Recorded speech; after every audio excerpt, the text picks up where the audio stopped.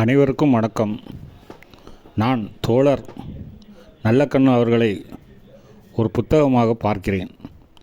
எனது உள்ள கிடங்கில் எழுந்த எண்ணத்தை நான் இந்த அவையில் பதிவு செய்கிறேன்.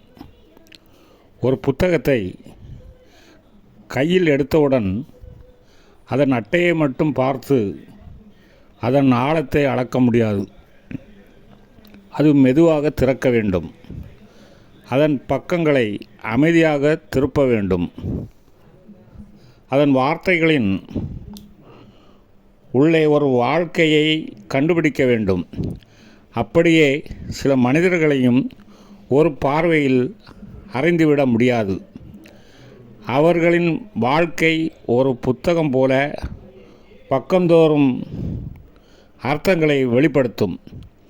அப்படிப்பட்ட ஒரு உயிர் புத்தகம் தோழர் நல்லக்கண்ணு. இந்த காலத்தின் அரசியல் சில நேரங்களில் படிக்க முடியாத குழப்பமான ஒரு நூலாக தெரிகிறது. அதில் முன்னுரைகள் நிறைய, ஆனால் உள்ளடக்கம் குறைவு. அதில் வாக்குறுதி நிறைய, ஆனால் உண்மை குறைவு. அதில் அலங்காரமான சொற்கள் நிறைய, ஆனால் நேர்மையின் மை அதிகம் காணப்படுவதில்லை. அந்த நேரத்தில் ஒரு மனிதன் மட்டும் தன் வாழ்க்கையை அலங்காரம் இல்லாத தெளிவான எழுத்துக்களால் எழுதினார். அந்த எழுத்துக்கள் பொய்யின் மையால் அல்ல, நேர்மையின் மையால். அவர் தோழர் நல்லக்கண்ணு. ஒரு நல்ல புத்தகம் படிக்கப்படும்போது அது நம்மை அமைதியாக சிந்திக்க வைக்கும். ஒரு மனிதனை சந்திக்கும்போது அவர் நம்மை அமைதியாக மாற்றி விடுவார். நான் அவரை 2 முறை சந்தித்துள்ளேன். அது ஒரு மனிதரை பார்த்த அனுபவம் அல்ல, ஒரு பழமையான நூலகத்தில் மிக அரிய 2 பக்கங்களை நேரில் வாசித்த அனுபவம்.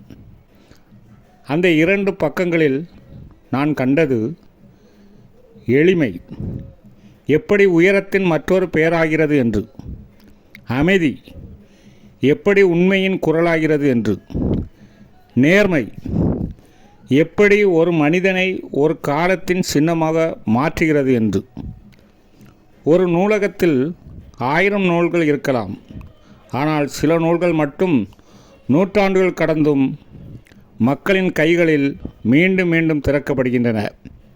அப்படியே இந்த உலகத்தில் 1000 அரசியல்வாதிகள் இருக்கலாம், ஆனால் சில மனிதர்கள் மட்டும்தான் காலம் கடந்தும் மக்களின் நினைவில் மீண்டும் மீண்டும் வாசிக்கப்படுகிறார்கள்.